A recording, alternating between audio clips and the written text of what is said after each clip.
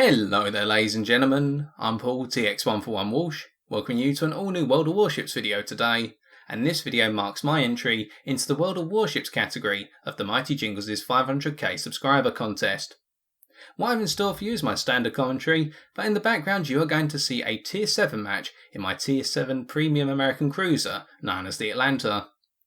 We are on the domination variant of the map Fault Line, and hopefully we are going to demonstrate the strengths of the Atlanta being played out quite nicely, and as a result we get quite a nice haul of credits and experience, and this may be some encouragement for those of you who are considering to get the Atlanta in the future, or perhaps even some gentle advice for those of you who are struggling with this ship. I personally find it to be one of my favourite ships in game and the most worthwhile investment, premium wise, that I've made so far in World of Warships. Although I haven't spent too much time in the premium category of this game, only also owning a Campbelltown and a Warspite, and as a result you can probably tell I'm British. I love my British ships. But, that aside, we're starting in the southeastern corner of the map, and we're quite close to sea, so we will make our way there. Now what we have to consider is that historically the Atlanta was a destroyer flotilla leader, and could also double up, and eventually did double up, in the majority of cases as an anti-aircraft cruiser, whereby a number of the guns were optimised for anti-aircraft fire. This means that you can play in two roles, and this is harmonised into World of Warships quite nicely, because you do not have the range that is typical for cruisers at your tier. Your gun range with your 127mm main batteries is only 11.1 kilometers without the usage of advanced firing training, i.e. the captain skill, which fortunately we do have, and that extends our range out to 13.3 kilometers. But this still falls far short for comparison by the likes of the Miyoko, the Tier 7 Japanese cruiser, which has a range extending just beyond 50 kilometers. So as a result we need to get in close, we need to use terrain to our advantage and use our speed as well in order to shift from one location to the other without being spotted over open water, otherwise we'll get ripped to pieces, as we have quite a limited health pool and at the same time we do not have too much armour. But we do have a high fire rate and we do have some rather phenomenal anti-aircraft batteries available. So our intention here is to gradually head towards sea, just creep towards it. We do not want to rush, because it is only us and one other destroyer on our team. And the reason I say that is because we're trying to integrate ourselves as that destroyer flotilla leader, so working in harmony with destroyers. And our other destroyer is a Tier 7 Mahan, if I remember correctly. Now we're just creeping towards sea very gradually, coming around on what would be technically the starboard side of the island in front of us, using the nautical language and whatnot, simply because we may have a set of torpedoes coming from the enemy destroyer that is clearly capturing sea right now, and we do not want to rush out there and get hit by a set of torpedoes we never saw coming. We have to anticipate what our opponents are going to do in this ship. In doing so, this means that our survivability is increased dramatically. But what's more, keep this in mind. We can provide anti-aircraft cover for our friendly destroyer who is now making their way up the port side of the island we are looking at. We can see that on the minimap in the bottom right hand corner of our screen, and our anti-aircraft batteries extend out to a range of 7.2 kilometers. The base range on the 127mm batteries, which double up as anti-aircraft batteries as well as your main cannon, is 5 kilometers. We have a module which increases this by 20% to 6 kilometers, and then advanced firing training does the rest. And we can see here a huge number of enemy aircraft have been spotted, and we are well within range. We take out one plane and we begin to knock out a number of planes as we provide a little bit of anti-aircraft support to our destroyer who is about to be hit by the dive bombers. And whilst you cannot see it in this replay, I am using the manual anti-aircraft control here to try and encourage my anti-aircraft fire to do more damage towards the dive bombers rather than anything else. Now we have been spotted by the aircraft, and we have activated our defensive AA cover, and we begin to turn away from sea, turning quite tightly with our ship and ripping apart 8 enemy aircraft in the process. We did that to anticipate the fire from the Miyoko, who managed to get a couple of hits on us with armour piercing, but now we know what's down the line, a Miyoko and a York, as they have opened fire on us and one of our friendly cruisers who came alongside us. We've taken out 10 enemy aircraft so far, we're going to do a lot more, but that has already provided an indicator of what is at sea, at least 2 enemy cruisers and 1 enemy destroyer. So now we can begin to increase the tempo, and a 3rd enemy cruiser has just been spotted, i.e. Nuremberg. Now Mahan is making their way down the little valley that comes off to the side of sea. They're probably going to try and use their torpedoes at close range to rip these enemy ships apart. In the meantime we have high explosive loaded and we're getting ready to line up a shot. Again, we're taking our time here, we want to shoot over the landmass as our guns have a high firing arc compared to the likes of German cruisers with their lower firing arcs. So we're just going to dump a load of high explosive here onto the enemy York, hoping to set a fire and just do a lot of damage. A nice 3,500 there. And we have the skill which reduces our reload time from 5 seconds to 4.5 seconds, which is always nice. Now we can see here how we have to provide significant adjustments when our opponents are moving due to the low muzzle velocity and therefore the long traverse time of our guns, either shells heading over to the target, not the rotation time of our guns I should point out. But we are dumping a good number of rounds down, having already picked up 13 hits, make it 15, and 5,000 damage. So not that much compared to what we could potentially do in other cruisers, but we're playing our part. And as soon as an enemy fighter appears, we can try to shoot it down if it gets within range. With that Messerschmitt 1, I'm just sitting off of the edge of our range with our anti-aircraft batteries. We now have a Colorado, a tier 7 American battleship going up to support, and we can provide a good amount of fire support here. And now you're going to see how the advanced firing training is allowing us to stay in this fight. If we did not have it, we would not be able to drop these shells down the likes of the Miyoko as easily, as we pick up an incapacitation on them. We're just going to continue raining fire here, using our friendly Colorado as a spacing tool here. They have the health to take the hits. We do not, we don't have the armour either. So we want them to absorb the fire, but we can dish out a good amount. As we can see, we've set a fire on the Miyoko, and we're hoping to set another, or just literally rip them to pieces with high explosive. We are too far to use armour piercing effectively enough here, or at least in my experience. And we're way too far to use our torpedoes, which only have a range of 4.5 kilometres. So we shoot down another enemy aircraft and our Colorado picks up a kill, i.e. on the York. So we can see how here we're working in harmony, and we start to get a little bit closer to our Colorado as a huge number of enemy aircraft make their way over, and we activate our batteries once more. Our defensive AA fire is still recharging, but we're trying to get rid of a couple of torpedo bombers. We pick up one, and we notice that they pick on our HIE, or the Congo, what we should really say. It is one of those ships that's awarded as part of the ARP missions. So for the time being, we'll pick up a couple more aircraft kills, and our Colorado walks away from the torpedoes unscathed. And the Nuremberg on very low health we hope to finish off here, saving our Colorado the need to waste ammunition, as they are the remaining cruiser, i.e. that Nuremberg. The shell's looking good. Are they going to hit? There we go, our first kill. So, a little bit of breathing space. The enemy threat down at sea seems to have been vindicated and vanquished, and we make our way towards sea. Although we can see that our friendly Congo, which we should really call a Congo for the purposes of keeping things neutral here, is going to take sea most likely before we get there, even with our decent top speed. But this means now we can begin to pave our way forward. We can begin to push towards the enemy, head towards the enemy carrier, and provide anti-aircraft fire support for our two battleships. We can switch between the cruiser role and that destroyer role in a way. Although not a destroyer role in terms of torpedoing enemy ships, but being that ship that's at the front, providing that sort of picket style support in scouting our opponents. Because we have the speed to do so, and we can provide the anti-aircraft support when needs be when we pull back to our bigger ships. We can see we're heading towards our top speed here, just in excess of 32 knots I believe. Another enemy fighter's been spotted. It's one of the fighters which was around one of the cruisers, and we rip it apart instantly, showing the power of our anti-aircraft guns once more, and we continue making our way forward. Now what we have to consider so far is that our opponents, those three enemy cruisers in particular, had to split their fire between us and two battleships, plus the Mayhem. So we're quite fortunate there. If we'd gone into that situation with a lower number of friendlies around, it is very likely we would have taken a large amount of damage. But, with fortune and favour on our side, we progress. And now we can see that the enemy Hiru, a tier 7 Japanese carrier, is sending over more bombers towards us. A set of torpedo bombers and a set of dive bombers, in fact a pair. So now watch how we time our anti-aircraft fire here, the defensive AA perk in particular, or the item. We turn it on just as the torpedo bombers are getting a little bit too close, and this means we can make full use of it to knock out not just the torpedo bombers, but also the dive bomber squads. We are tracking them here to make sure that we are marking them out for manual anti-aircraft battery fire.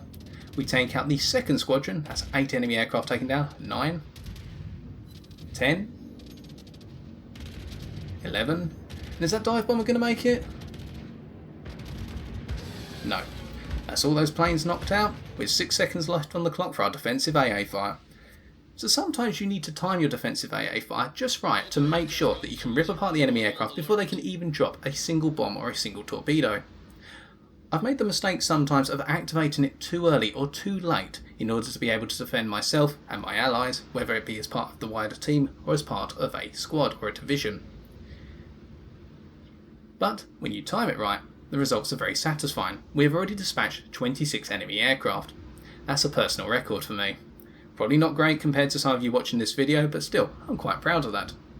Now with 22,900 damage on the clock, we're going to carry on making our way forward. But instead of heading just directly forward here, because that's what our opponents will think we are doing, simply because that's what we're doing when the enemy aircraft are spotting us, we just break out slightly towards the northeastern corner of the map, and then turn back towards where the hero was progressing. We also have to keep in mind that there's an enemy New Mexico, which we are well within range of, but they will not spot us until we are revealed at our concealment range by sea of 10.7 kilometers.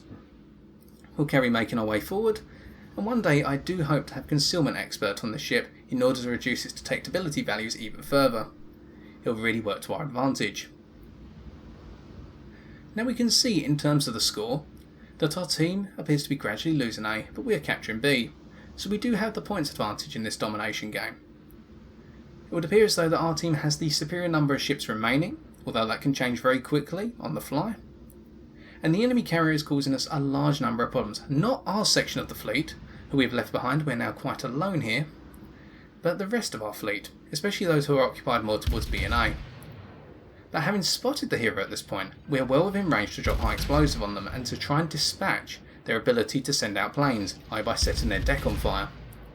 And even if we cannot do that, hopefully we can bait the attention of their aircraft towards us into our anti-aircraft batteries, rendering their role in this game obsolete for a good amount of time, until either the aircraft get through, alternatively the New Mexico, which is off to our port side right now, makes their way towards us, or at least turns their guns our way and tries to go for a citadel with armour piercing, which can happen quite regularly even through the front of this ship.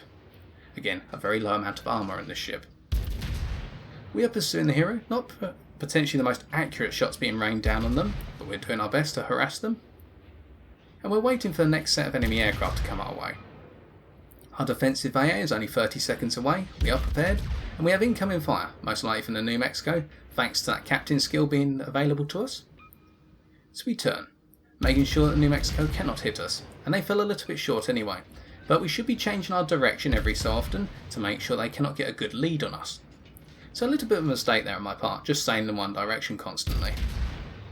We continue to drop shells on the hero, and we notice that they're sending some dive bombers, it would seem. Or are they landing? And they appear to be landing at the moment. But there's some torpedo bombers that are coming off the deck. We're ready for them. Our little whistle's ready to blow, which means that we'll be able to bring our guns fully to bear. And if those enemy torpedo bombers do get within range of our secondary anti-aircraft guns, which are more powerful, and their range extends out to 4.4 kilometers if I remember correctly, and the last set of anti-aircraft batteries extends up to 3.6 kilometers, we'll tear them asunder regardless.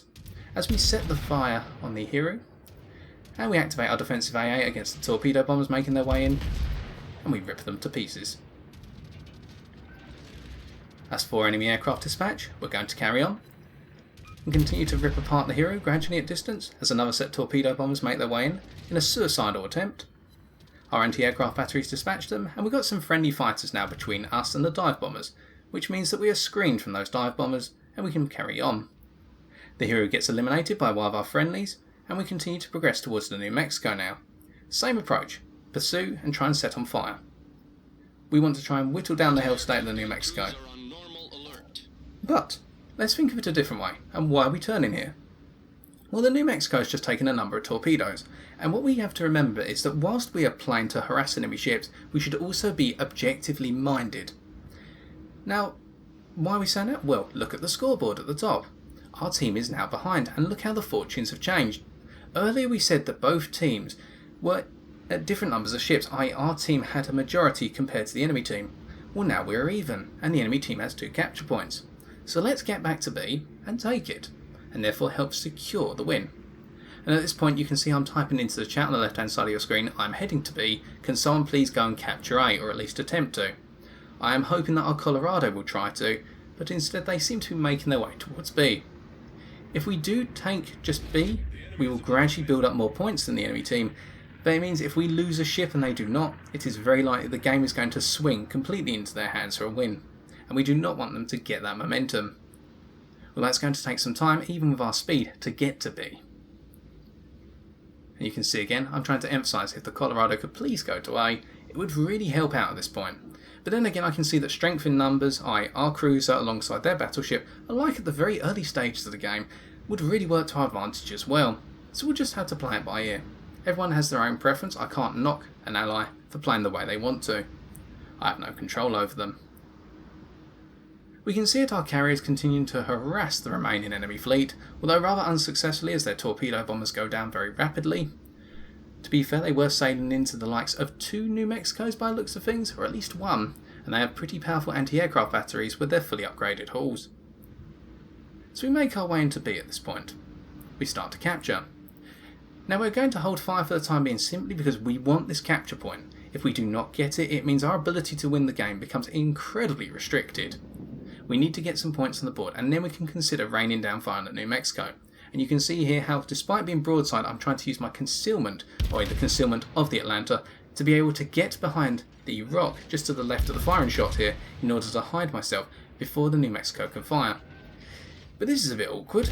The Miyoko seems to be bearing down on us directly across the gap between the 2 islands, so we have to turn towards them and fire some shots.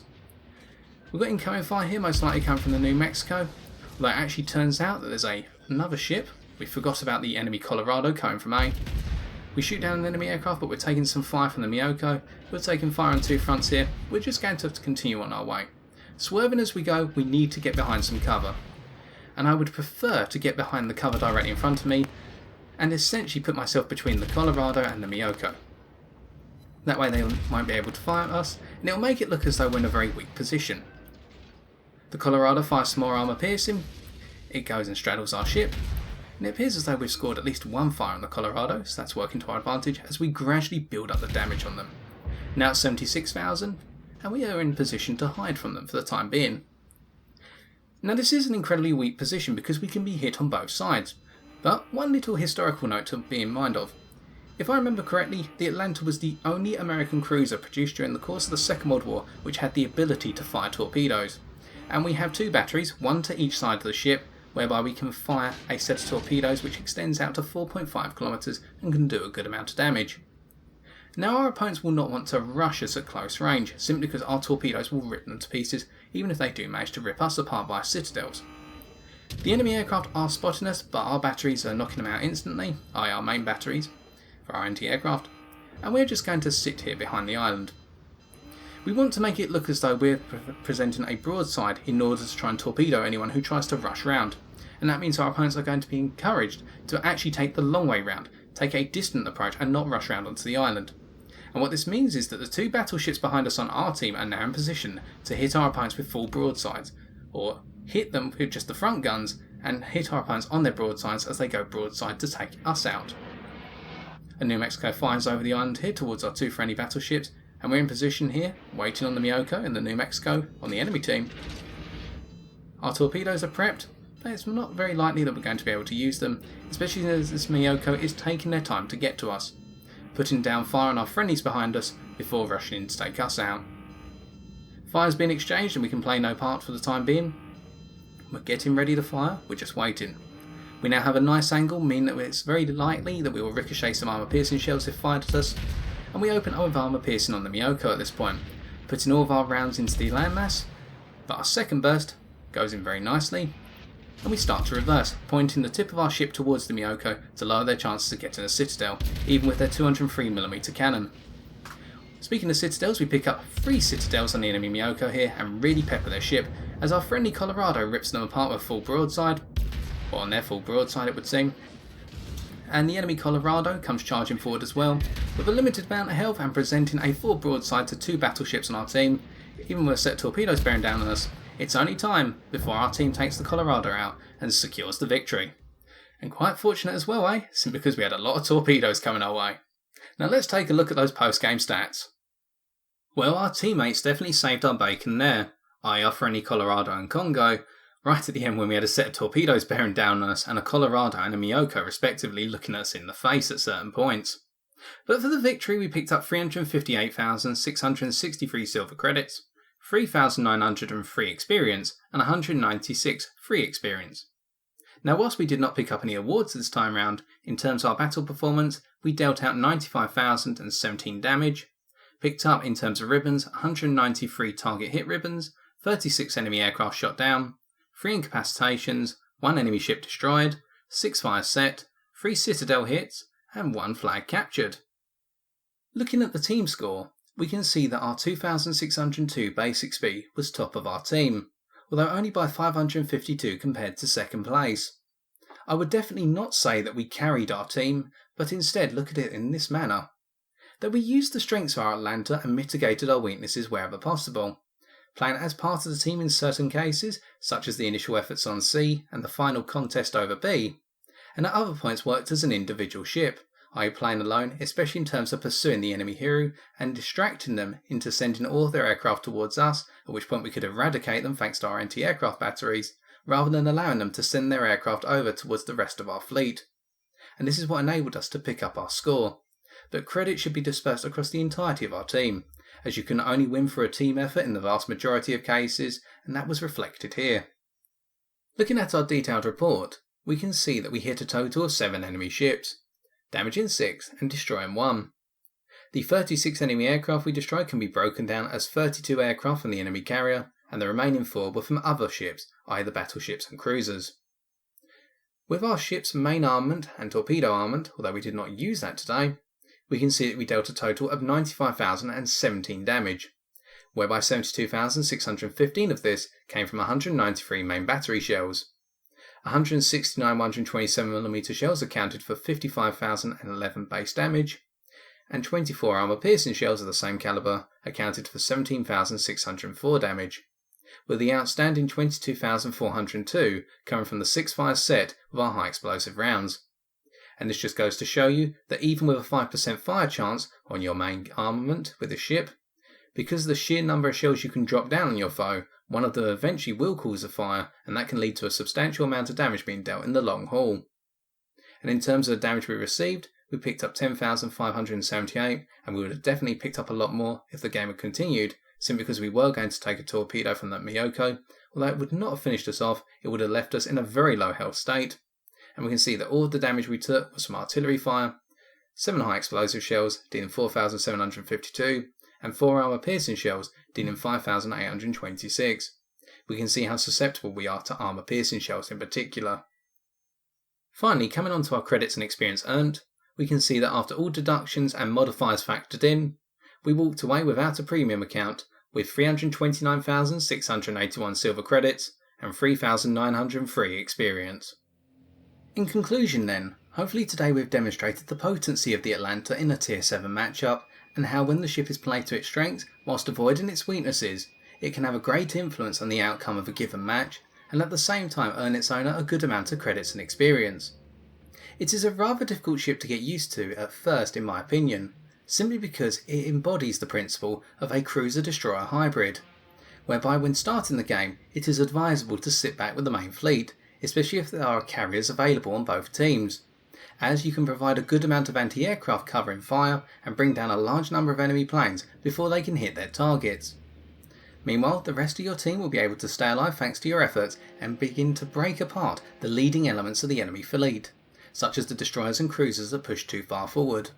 And once the gaps open up, you can begin to press forward and embody more of a destroyer principle, using your great overall manoeuvrability, although your top speed is limited compared to some cruisers at your tier, but at the same time you can also use your decent concealment and the potency of your 127mm cannon batteries in order to head forward and begin to harass the likes of the enemy cruisers and pursue at a distance the enemy battleships, setting them on fire and causing their health to gradually dwindle. In essence, you may start off in a static position, but by the end of the game you have been paving the way for the rest of your team. And so I've been TX141, and before I provide the outro to this video, I once again want to express my gratitude if this video does get featured in the competition, but more so a congratulations to the mighty Jingles for reaching 500,000 subscribers once again. I know we all lost subscribers on YouTube a little while back, but we get there eventually. So ladies and gentlemen, if you have enjoyed this video, be sure to check out Jingles' content if you haven't already, and if you enjoyed my video, why not leave a like, comment or subscribe. And until next time ladies and gentlemen, take care and fair seas.